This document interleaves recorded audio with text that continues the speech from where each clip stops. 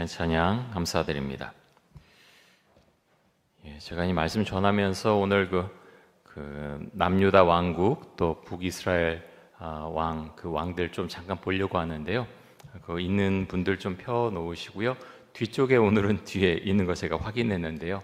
필요하신 분들 좀 미리 가져다가 좀 보시면 좋겠습니다.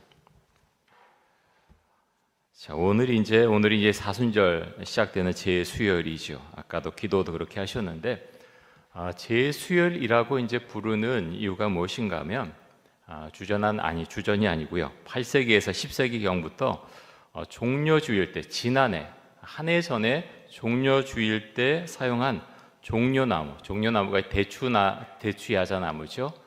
그 잎을 태우는데요. 태워서 재로 만듭니다. 그 재를 이마에다가 이렇게 십자가로 이렇게 긋곤 했다고 합니다.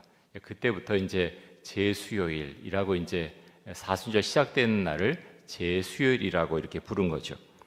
사순절은 부활주일 전에 40일 동안을 말하죠. 주일을 제외한 40일간의 기간을 말합니다.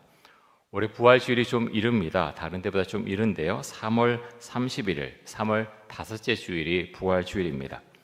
이제 40일 동안 오늘부터 이제 사순절 시작되는데 그리스도의 고난과 또 십자가를 묵상하면서 지내는 사순절 기간이 될 수 있기 바랍니다. 자, 오늘 이제 본문으로 들어가기 전에요. 오늘 이제 어디까지 우리가 지금 왔는가 한번 그 연대표 보면서 한번 보도록 하겠는데요. 처음에 이제 이스라엘 왕이 누구죠?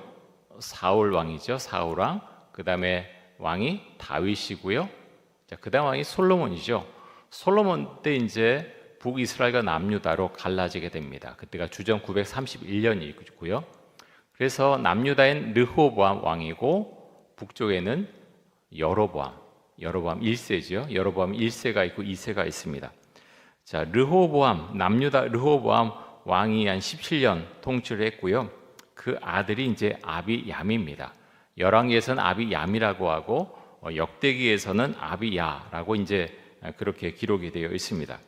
자, 그 다음 왕이 아사 왕이고요. 아사 왕 다음에가 여호사밧 왕인데요. 아사나 여호사밧은 하나님을 잘 믿었던 사람이죠. 선한 왕으로 그렇게 분류가 되고요. 그다음에 여호사밧의 이제 아들이 여호람입니다. 여호람이고요. 그 다음에 이제 그 아들이 이제 아시아인데 오늘 이제 본문에 등장하는 인물이죠. 아시아도 이제 죽임을 당합니다.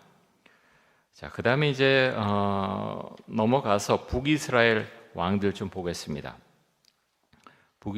북이스라엘의 왕 이제 여로보암 1세부터 시작이 되고요. 그 다음에 이제 나답 그 아들이 왕이 됐지만 1년밖에 통치 못하죠. 그 다음에 이제 여로보암 그 왕조가 문을 닫고 바아사가 왕이 되죠. 바아사 그 다음에 엘라 바아사도 비슷합니다. 본인만 조금 오래 통치하고 그 아들은 1년밖에 통치 못하죠. 자, 그 다음에 시므리 왕인데요. 시므리는 사실 왕이라고 하기도 좀 부끄러운 그런 모습이죠. 그렇게 반란 일으켜서 7일 동안만 왕이었던 사람이고요. 자, 시므리 다음이 이제 오므리입니다. 악한 왕조죠. 오므리 왕조. 오므리가 왕이었고 그 다음 그 아들이 아합입니다. 그 유명한 악한 아합 왕이고요. 아합 왕의 부인이 누굽니까? 이세벨이죠. 이세벨 그렇게 되고, 자, 그 다음에 아합의 아들이 아하시아고요. 근데 얼마 통치 못하죠. 병으로 금방 죽고요. 그 다음 아시아 다음이 이제 요람 왕이 이제 등극하는데 보면 이제 이름이 좀 헷갈려요. 요람, 여호람 이게 사실 같이 이름이 사용되고 있거든요. 성경에 보면은 그걸 좀 구분하기 위해서 북이스라엘과 남유다 왕을 좀 다르게 표현하기도 하지만 사실 같은 이름입니다. 자, 그래서 이제 오늘 말씀에 보면 북이스라엘의 요람 왕이 나오고 그리고 이제 남유다에서는 아시아 왕이 나오죠. 둘 다 이제 나중에 죽임을 당하게 됩니다. 엘리야 같은 경우는 이제 아합과 아시아 왕 때 활동을 했었고요. 오늘 북이스라엘의 그 왕들을 보면은 요람이나 예후 때는 엘리사 선지자가 활동을 하게 되죠. 자, 여기까지 보고요. 오늘 본문으로 한번 들어가 보겠습니다. 9장 1절에서 3절까지 말씀 한번 보겠습니다. 9장 1절부터 3절까지입니다. 선지자 엘리사가 선지자의 제자 중 하나를 불러 이르되 너는 허리를 동이고 이 기름병을 손에 가지고 길라 라못으로 가라. 거기에 이르거든 님시의 손자 여호사밧의 아들 예후를 찾아 들어가서 그의 형제 중에서 일어나게 하고 그를 데리고 골방으로 들어가 기름병을 가지고 그의 머리에 부으며 이르기를 여호와의 말씀이 내가 내게 기름을 부어 이스라엘 왕으로 삼노라 하셨느니라 하고 곧 문을 열고 도망하되 지체하지 말지니라 하니. 자, 북이스라엘의 왕이 되기 전에 이제 기름 부음을 받는 경우는 굉장히 드뭅니다. 성경에 사실 이렇게 찾아보기가 굉장히 어려운데요. 왜 그렇습니까?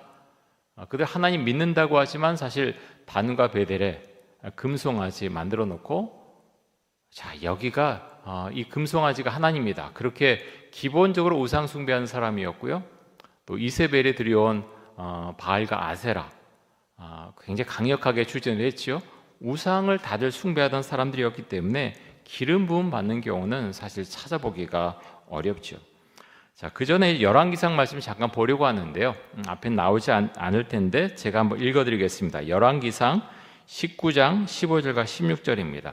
엘리야 시대 때인데요. 여호와께서 그에게 이르시되 엘리야를 말합니다. 너는 내 길을 돌이켜 광야를 통하여 다메섹에 가서 이르거든 하사엘에게 기름을 부어 아람의 왕이 되게 하고 너는 또 님시 아들 예후에게 기름을 부어 이스라엘의 왕이 되게 하고 또 아벨 무홀라 사밧의 아들 엘리사에게 기름을 부어 너를 대신하여 선지자가 되게 하라. 자, 하나님께서 엘리야 시대 때 엘리야 선지자에게 이렇게 말씀을 하셨습니다. 하사엘에게 기름 부어서 아람의 왕으로 그렇게 세우라고 하셨고, 또 예후에게 기름 부어서 이스라엘의 왕으로 삼아라 라고 하셨고, 또 엘리사에게 기름을 부어서 너의 후계자로 삼아라 라고 말씀을 하셨죠. 자, 오늘 우리는 열왕기하 9장 말씀을 우리가 보고 있는데요. 엘리사는 이미 기름 부음 받았죠. 이미 엘리야는 승천을 했습니다. 지금 없지요. 그리고 하사엘도 이미 기름 부음을 받았죠. 이제 예후만 기름 부음을 받으면 되는데 엘리야는 이미 승천을 했죠. 그래서 오늘 본문에는 엘리사가 나오는데요. 엘리사가 어떻게 합니까? 제자들 중에 한 명에게 이제 명령을 내려서 예후에게 가서 기름을 부어라. 그래서 이스라엘의 왕으로 삼아라. 그렇게 명령을 내리죠. 자, 그 다음에 좀 재미있는 그런 표현이 나오는데요. 예후에게 기름을 부은 다음에 어떻게 하라고 합니까? 어떻게 하죠? 도망가라는 거예요. 열심히 뒤도 돌아보지 말고 막 도망가라는 거예요. 여러분, 왜 이렇게 하나요? 지금 이게 장난이 아니거든요. 자, 축복합니다. 자, 기름 붓습니다. 그게 아니고요. 기름을 부으면 이스라엘의 왕이라는 거야. 하나님께서 그렇게 왕으로 세워주셨다는 겁니다. 그 말은 다시 말하면요, 현재의 왕이 요람을 왕에서 끌어내리겠다라는 거죠. 요람 입장에서 보면요, 반란이죠. 반역입니다. 모반행위죠. 그래서 어떤 일이 있을지 모르기 때문에 굉장히 위험한 일이기 때문에 내가 기름 부음을 한 다음에 뒤도 돌아보지 말고 빨리 도망가라 라고 이제 그렇게 엘리사가 명령을 내린 거죠. 여러분, 예후가 북이스라엘 왕이 된 것은 예후 마음대로 그렇게 왕이 된 것이 아닙니다. 하나님께서 말씀하신 그 엘리야 시대 때 이미 말씀하신 것을 엘리사 시대 때 그것을 이루게 하시는 거죠. 약속의 성취라고 하는 것입니다. 하나님은 그런 경우가 있어요. 그럼 여러분, 예후가 여호와를 잘 믿는 사람입니까? 그렇지 않죠. 북이스라엘의 왕들 중에는요, 하나님을 잘 믿는 사람이 단 한 사람도 없습니다. 예후가 오늘 본문에 보면 선지자들이 여호와의 선지자가 한 말을 여러 가지 인용해서 부하들에게 이야기를 하거든요. 그럼 그렇게 사실 인용한다고 해서 그 사람이 하나님을 잘 믿는 사람이냐? 사실은 그렇지 않다는 겁니다. 좀 나중에 보면 예후는요, 우상 숭배자의 모습을 그대로 보여줍니다. 하나님은 예후를 사용하시는 거예요. 아합의 집안을 멸절시키기 위해서 예후라고 하는 사람을 사용하시는 거죠. 마치 남유다를 멸망시키기 위해서 바빌론의 느부갓네살을 사용하셨듯이 지금 아합 집안을 멸하기 위해서 지금 예후라고 하는 사람을 사용하고 있는 것입니다. 자, 이어서 열왕기하 9장 6절과 7절 말씀을 보겠습니다.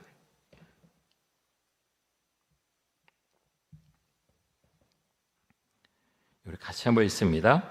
예후가 일어나 집으로 들어가니 청년이 그의 머리에 기름을 부으며 그에게 이르되 이스라엘 하나님 여호와의 말씀이 내가 내게 기름을 부어 여호와의 백성 곧 이스라엘의 왕으로 삼노니 나는 내 주 아합의 집을 치라. 내가 나의 종 곧 선지자들의 피와 여호와의 종들의 피를 이세벨에게 갚아주리라.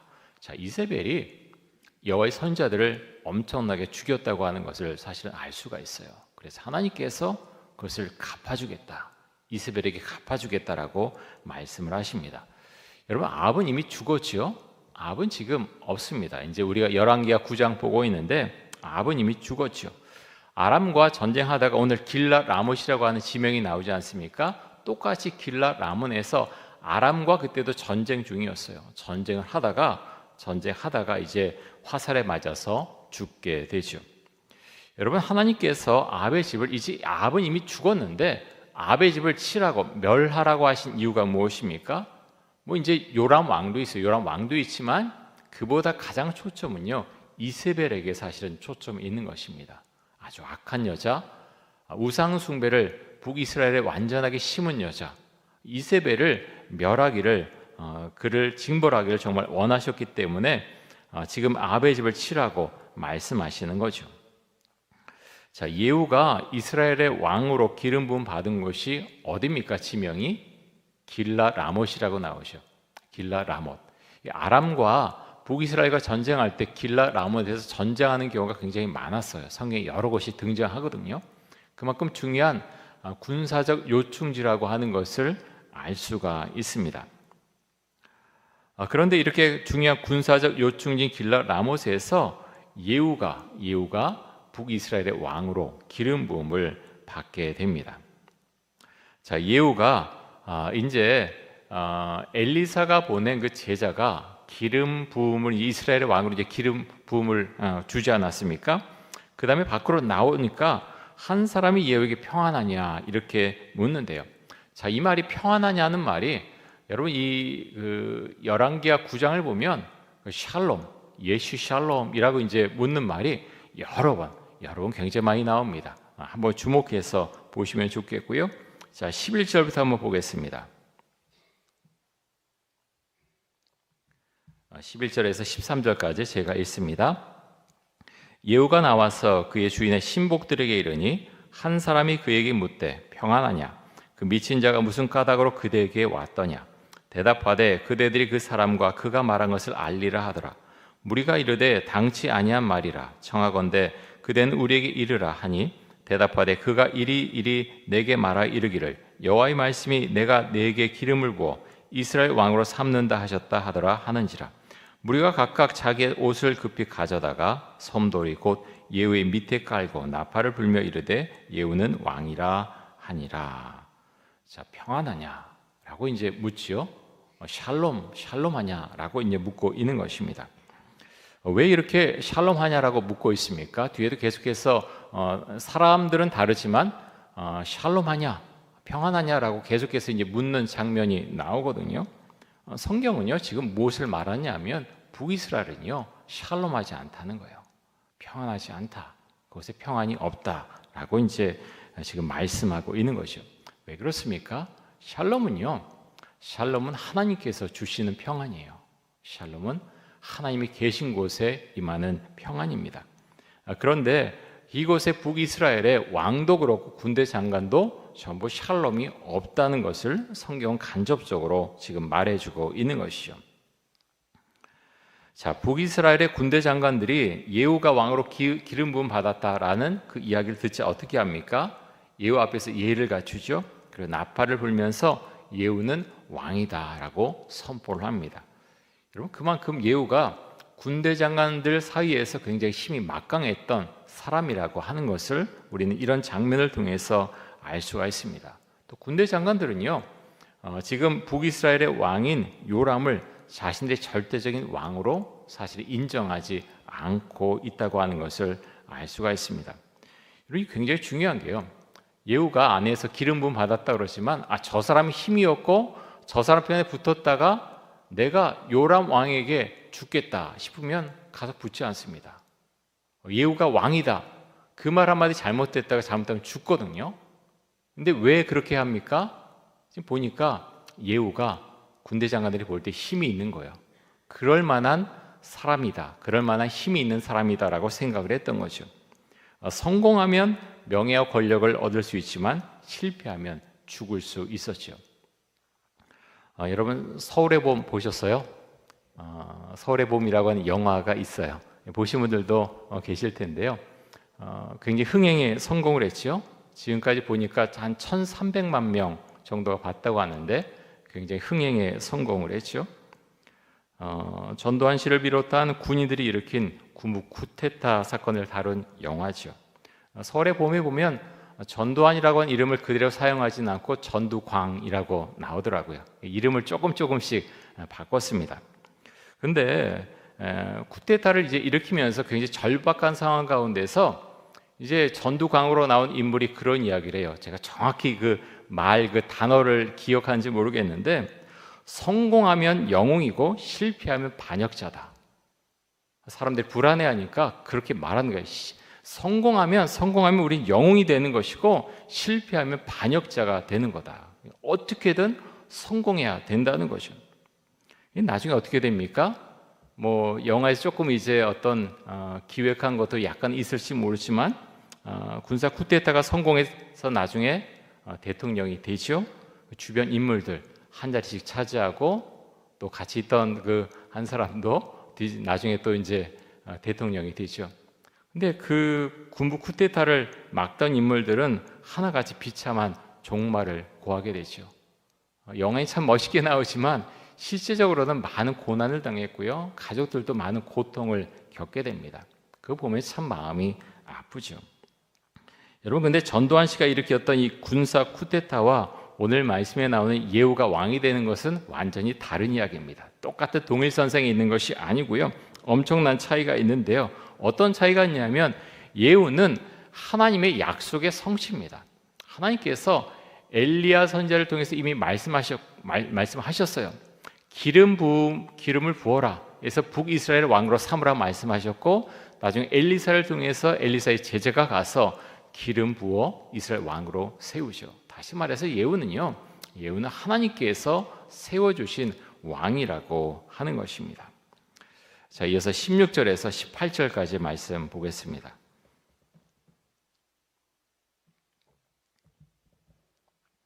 예후가 병거를 타고 이스르엘로 가니 요람 왕이 거기에 누워 있었습니다.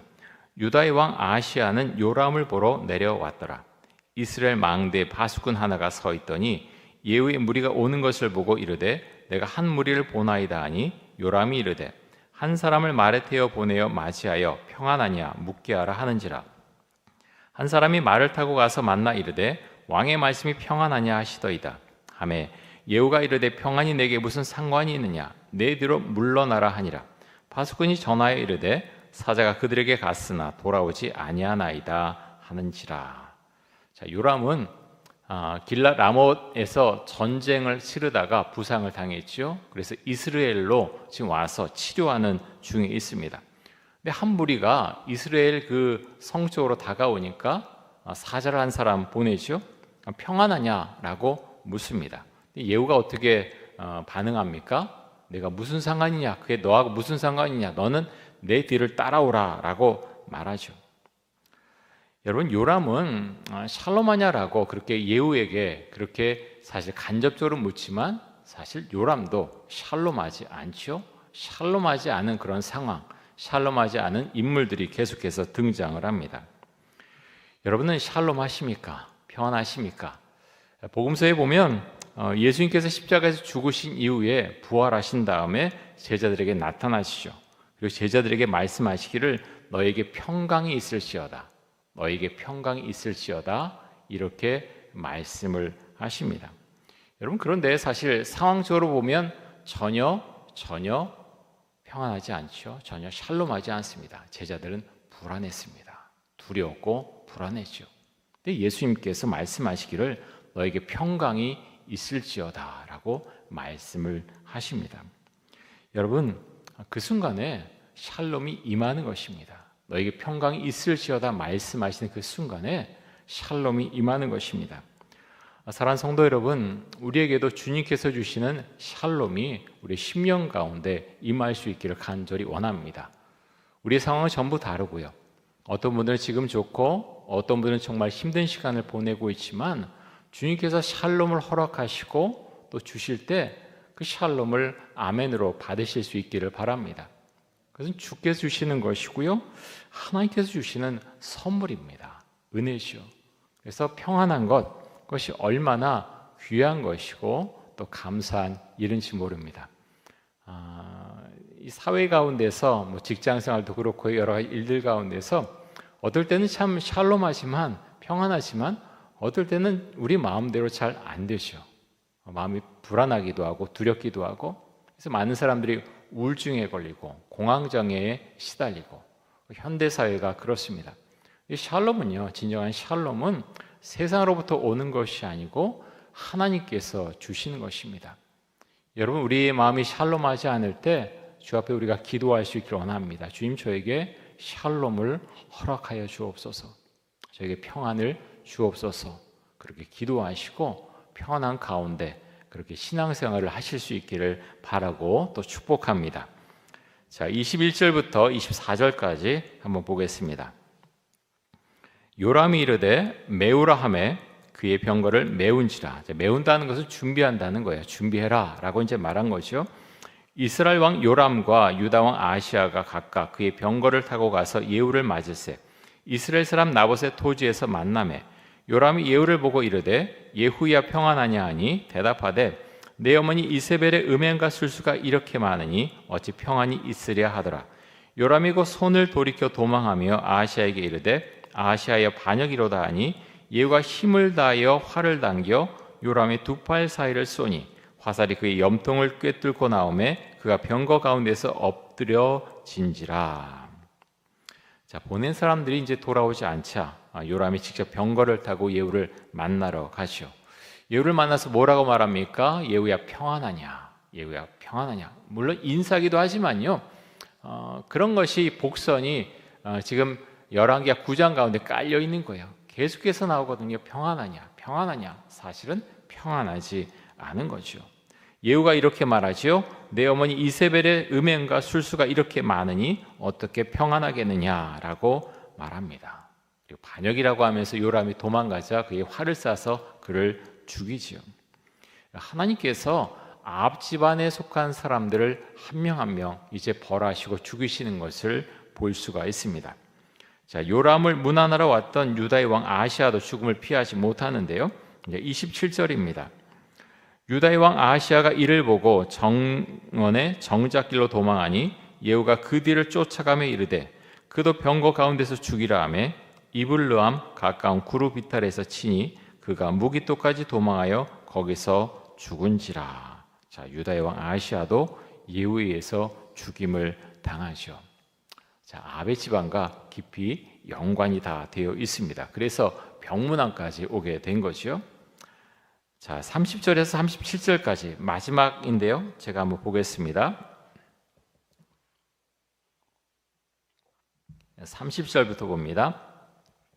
예후가 이스라엘에 오니 이세벨이 듣고 눈을 그리고 머리를 꾸미고 창에서 바라보다가 예후가 문에 들어오매 이르되 주인을 죽인 너 시므리여 평안하냐 하니 예후가 얼굴을 들어 창을 향하고 이르되 내 편이 될 자가 누구냐 하니 두어 내시가 예후를 내다보는지라. 이르되 그를 내려 던지라 하니 내려 던지매 그의 피가 담과 말에게 튀더라. 예후가 그의 시체를 밟으니라. 예후가 들어가서 먹고 마시고 이르되 가서 이 저주받은 여자를 찾아 장사하라.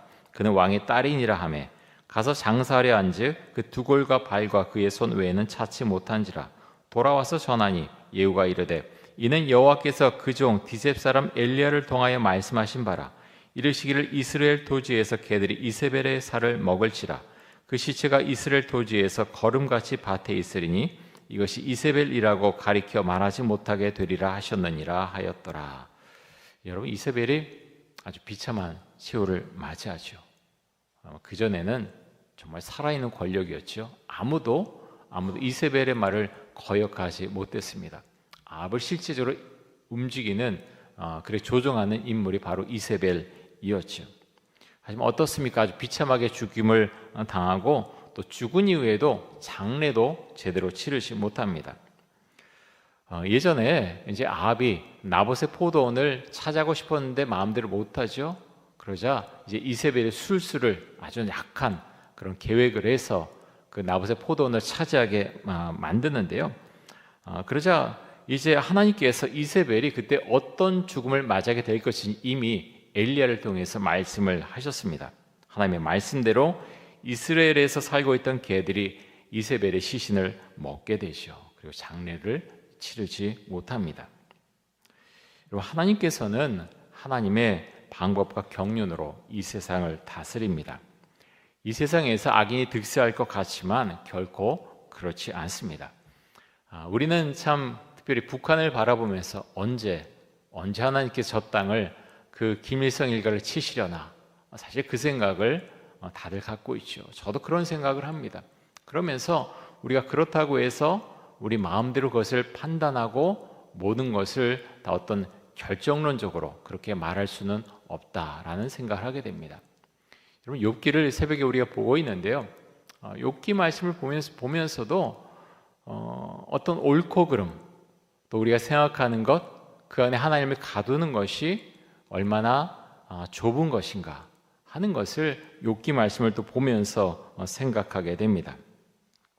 여러분, 오늘 본문을 통해서 우리가 또 기억하고 또 선포하길 원하는 것은 샬롬입니다. 샬롬은 하나님이 주시는 것입니다. 여러분, 이때 이 전쟁터 얼마나 사실은 우리가 그냥 읽었지만 얼마나 살벌합니까? 사람을 밖으로 던지고 개들이 와 그 시신을 먹고 전쟁터에서 서로 죽이고 죽임을 당하고 샬롬이 사실은 없는 거죠. 사랑하는 성도 여러분, 우리 가운데 샬롬이 임하길 원하고요. 남북한으로 지금 대치되어 있고 여기저기에서 지금 전쟁이 일어나고 있지 않습니까? 우리와는 참 거리가 먼 일이다 우리가 생각할 수도 있지만 신냉전 시대에 어떤 일이 일어날지 사실은 우리는 알지 못하죠. 그래서 우리는 기도해야 되고요. 그렇게 사람도 그렇지만 국가도 극한으로 치달아갈 때 어떤 일이 일어날지 모릅니다. 전 세계에서의 평화를 위해서 기도해 주시고요. 진정한 샬롬이 세계 가운데 또 우리 사람 사이에 남과 북 사이에 북한은 그럴 생각이 전혀 없지만 그것은 그들이 주도하는 게 사실은 아니죠. 샬롬은 하나님께서 주시는 것입니다. 그것을 위해서 우리가 기도하고 하나님 이 땅에 샬롬을 주옵소서, 평화를 주옵소서, 우리 심령 가운데도 샬롬을 주옵소서, 우리가 그렇게 선포하고 기도하며 살아갈 수 있기를 간절히 원하고 축복합니다. 우리 함께 기도하겠습니다. 이 시간 동서로 함께 기도하겠는데요. 약속을 이루신 하나님을 믿고 하나님의 주권을 인정하고 따라가게 하여 주옵소서. 또 하나님께서 주시는 샬롬이 우리 심령과 가정과 교회 가운데 그리고 이 한반도 땅에 그리고 전 세계 가운데 충만하게 나타나게 하여 주옵소서. 우리 함께 동성으로 기도하겠습니다. 사랑의 주님, 오늘 열왕기하 말씀을 우리가 함께 살펴보았습니다. 전쟁터의 모습, 그리고 하나님 또 왕을 죽이고 또 새로운 왕이 탄생하는 모습, 이세벨이 끔찍한 죽임을 당하고 또 그의 마지막이 처참하게 마무리되는 그런 모습을 우리가 살펴보았습니다. 하나님 아버지요, 그렇게 권력을 가지고 있지만 그들은 샬롬하지 못했고 하나님, 그래서 하나님께서 우리에게 샬롬을 주시지 않으면 우리는 결코 평안할 수 없다고 하는 것을 우리가 오늘 말씀을 통해서도 배우게 됩니다. 하나님, 우리의 심령 가운데 샬롬을 허락해 주시기를 간절히 원합니다. 하나님, 여러 가지 복잡하고 또 우리 마음대로 하지 못한 일들로 인해서 우리의 마음이 어떨 때는 샬롬하지 못하고 우리의 마음이 두렵고 또 불안할 수 있사오니 하나님 아버지여, 주께서 제자들에게 그리스도께서 말씀하셨듯이 그 샬롬이 우리에게도 임할 수 있기를 간절히 원합니다. 세상 가운데 여러 가지 일들과 또 생각과 가치관 가운데 우리가 그렇게 구석에 몰리지 않도록 해주시고 하나님 아버지여, 하나님께 주시는 샬롬의 그런 은혜가 우리 가운데 임할 수 있기를 간절히 원합니다. 하나님 아버지, 사람과 사람 사이에 가정 가운데 샬롬이 임할 수 있기를 원하고 또 교회 안에서 샬롬이 임하고 하나님 또 이 한반도 땅에 샬롬이 평화가 임할 수 있기를 간절히 원합니다. 전 세계에서 하나님 여기저기에서 아직도 전쟁이 치러지고 있습니다. 하나님 그 땅에 샬롬을 허락해 주시고 전쟁이 그칠 수 있도록 주 은총과 사랑을 베풀어 주시기를 간절히 원합니다. 주님 감사합니다. 우리 심령이 샬롬하고 또 하나님 주께서 주신 이 땅에서 정말 감사하며 평강이 임하는 가운데서 우리가 삶을 살아가며 우리 가정과 또 하나님 우리가 살아가는 모든 일터에서 하나님 주께 주시는 그 샬롬과 은혜 가운데서 우리가 살아갈 수 있도록 해주시고 하나님 아버지여 복음을 전하는 저희들의 삶이 될 수 있도록 주여 크신 은총과 사랑을 베풀어 주옵소서.